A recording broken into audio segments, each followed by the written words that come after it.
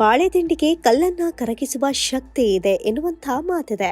ಇದು ಕೇವಲ ಮಾತಲ್ಲ, ಅಕ್ಷರಶಃ ಸತ್ಯ. ಹೀಗಾಗಿಯೇ ನಮ್ಮ ಪೂರ್ವಜರು ಬಾಳೆ ದಿಂಡನ್ನ ಎಲ್ಲಾ ರೀತಿಯಲ್ಲೂ ನಮ್ಮ ಆಹಾರದಲ್ಲಿ ಬಳಸ್ತಾ ಇದ್ರು.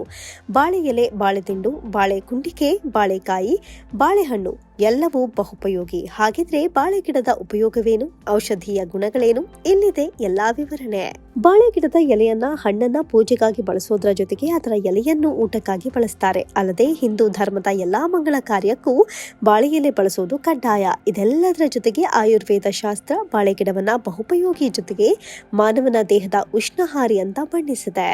ಬಾಳೆ ದಿಂಡು ಎಲ್ಲದಕ್ಕಿಂತ ಆರೋಗ್ಯಕರ ಅಂಶವನ್ನ ಹೊಂದಿದೆ. ಇದರ ಅರಿವಿಲ್ಲದ ಜನರು ಬಾಳೆಗೊನೆ ಕಡಿದ ಬಳಿಕ ಬಾಳೆ ಗಿಡವನ್ನ ಕಡಿದು ಎಸೆಯುತ್ತಾರೆ. ಆದರೆ ಬಾಳೆ ಗಿಡದ ಕಾಂಡವನ್ನ ಮೇಲಿನ ಸಿಪ್ಪೆ ಸುಲಿದು ಬೆಳ್ಳಗಿನ ಒಳಗಿನ ಕಾಂಡ ಸಿಗುವ ತನಕ ಇಟ್ಟು ಬಳಸಿಕೊಂಡ್ರೆ ಮನೆಯಲ್ಲೇ ಹಲವು ಆರೋಗ್ಯ ಸಮಸ್ಯೆಗೆ ಶಾಶ್ವತ ಪರಿಹಾರ ಪಡೆಯಬಹುದು. ಬಾಳೆ ದಿಂಡಿನಲ್ಲಿ ನೀರಿನಾಂಶ ಹೇರಳವಾಗಿದೆ. ಹೀಗಾಗಿ ಇದು ಮೂತ್ರವರ್ಧಕ ಗುಣಲಕ್ಷಣಗಳಿಂದ ಹೊಂದಿರುವ ಒಂದು ಆಹಾರ ಪದಾರ್ಥವಾಗಿದೆ. ಇದನ್ನ ಆಗಾಗ ಅಡುಗೆಗಳ ರೂಪದಲ್ಲಿ ಸೇವಿಸುವುದರಿಂದ ಕಿಡ್ನಿಗಳಲ್ಲಿ ಕ್ಯಾಲ್ಸಿಯಂ ಶೇಖರಣೆಯಾಗುವುದು ತಪ್ಪುತ್ತೆ ಮತ್ತು ಈಗಾಗಲೇ ಶೇಖರಣೆಯಾಗಿರುವ ಗಟ್ಟಿ ಆಕಾರದ ಕ್ಯಾಲ್ಸಿಯಂ ಹೊರ ಹೋಗುತ್ತೆ. ಕಿಡ್ನಿ ಸ್ಟೋನ್ಗೆ ಬಾಳೆದಿಂಡು ರಾಮಬಾಣ. ಇದರ ಬಳಕೆಯಿಂದ ಕಿಡ್ನಿ ಕಲ್ಲುಗಳು ಆಗುವ ಸಾಧ್ಯತೆ ತಪ್ಪುತ್ತೆ. ಕೆಲವೊಂದು ಅಧ್ಯಯನಗಳು ಕೂಡ ಬಾಳೆದಿಂಡಿನ ಸಾರದಿಂದ ಕಿಡ್ನಿ ಕಲ್ಲುಗಳ ನಿವಾರಣೆ ಸಾಧ್ಯ ಅಂತ ಹೇಳಿವೆ. ನೀವು ನಿಮ್ಮ ಆಹಾರ ಪದ್ಧತಿಯಲ್ಲಿ ಬಾಳೆದಿಂಡು ಖಾದ್ಯಗಳನ್ನ ವಾರಕ್ಕೆ 1 ಬಾರಿಯಾದರೂ ತಿನ್ನಬೇಕು. ಕೇವಲ ರೋಗಿಗಳಿಗೆ ಮಾತ್ರವಲ್ಲ, ದೇಹದ ತೂಕ ನಿಯಂತ್ರಕವಾಗಿಯೂ ಬಾಳೆದಿಂಡು ಸಹಾಯಕ. ನಿಮ್ಮ ದೇಹದ ತೂಕ ನಿಮ್ಮ ನಿಯಂತ್ರಣ ಮೀರಿ ಹೆಚ್ಚಾಗಿದ್ರೆ ಚಿಂತೆ ಬಿಡಿ. ನಾರಿನಾಂಶ ಹೆಚ್ಚಾಗಿರುವ ಬಾಳೆದಿಂಡು ಮತ್ತು ಅದರ ಸಾರ ನಿಮ್ಮ ಹೊಟ್ಟೆ ಹಸಿವು ಸಮಸ್ಯೆಯನ್ನ ದೂರ ಮಾಡುತ್ತೆ. ದೀರ್ಘಕಾಲ ನಿಮಗೆ ಹೊಟ್ಟೆ ತುಂಬಿದ ಅನುಭವ ಉಂಟು ಮಾಡುತ್ತೆ. ಹಾಗಾಗಿ ನಿಮ್ಮ ಆಹಾರ ಪದ್ಧತಿಯಲ್ಲಿ ಬಾಳೆದಿಂಡು ರಸ ಸೇರಿದ್ರೆ ನಿಮ್ಮ ದೇಹದ ತೂಕ ಅಚ್ಚುಕಟ್ಟಾಗಿ ಕಡಿಮೆಯಾಗುತ್ತೆ. ಸಾಮಾನ್ಯವಾಗಿ ಈಗ ಎಲ್ಲಾ ವಯಸ್ಸಿನ ಜನರಲ್ಲಿ ಆಸಿಡಿಟಿ ಸಮಸ್ಯೆ ಇದೆ.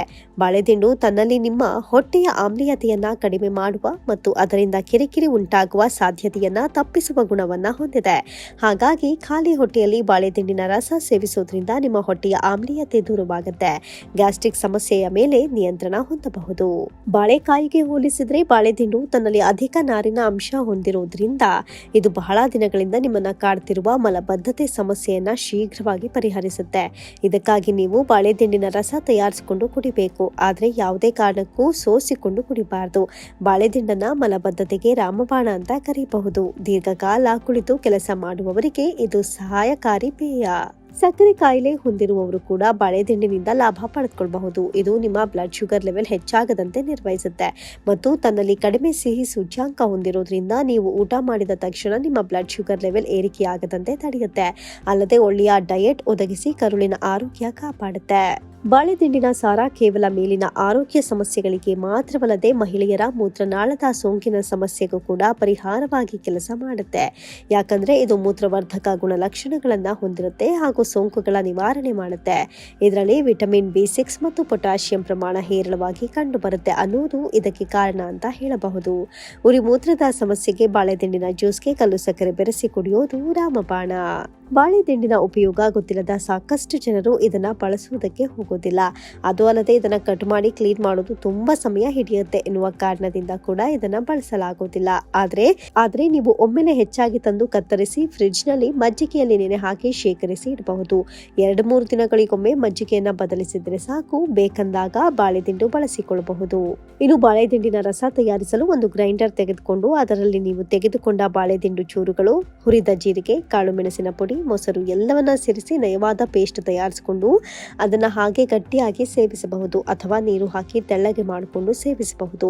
ಇನ್ನೊಂದು ವಿಧಾನ ಅಂದ್ರೆ ಒಂದು ಸೇಬು ಹಣ್ಣು ತೆಗೆದುಕೊಳ್ಳಿ, ಜೊತೆಗೆ 1 ಕಪ್ ನೆನೆಸಿದ ಬಾಳೆದಿಂಡು ಚೂರುಗಳನ್ನು, 1 ಕಪ್ ನೀರು ಎಲ್ಲವನ್ನ ಹಾಕಿ ನಯವಾದ ಪೇಸ್ಟ್ ಬರೋ ಹಾಗೆ ಬ್ಲೆಂಡ್ ಮಾಡ್ಕೊಳ್ಳಿ. ಇದನ್ನ ಸೋಸಿಕೊಂಡು ಐಸ್ ಕ್ಯೂಬ್ ಸೇರಿಸಿ ಕುಡಿಯಬಹುದು. ಒಟ್ಟಾರೆ ಮಹಿಳೆಯರಲ್ಲಿ ಹೆಚ್ಚಾಗಿರುವ ಬಿಳಿಸೆರಗು ಅಥವಾ ಬಿಳಿಸ್ರಾವದ ಸಮಸ್ಯೆಗೂ ಬಾಳೆದಿಂಡು ಒಳ್ಳೆಯ ಮನೆ ಮದ್ದಾಗಿದ್ದು, ಬಾಳೆ ಹೂವು ಮತ್ತು ದಿಂಡಿನ ಪಲ್ಯ ಮಾಡಿ ಊಟದ ಜೊತೆ ಸೇವಿಸೋದು ಪ್ರಯೋಜನಕಾರಿ.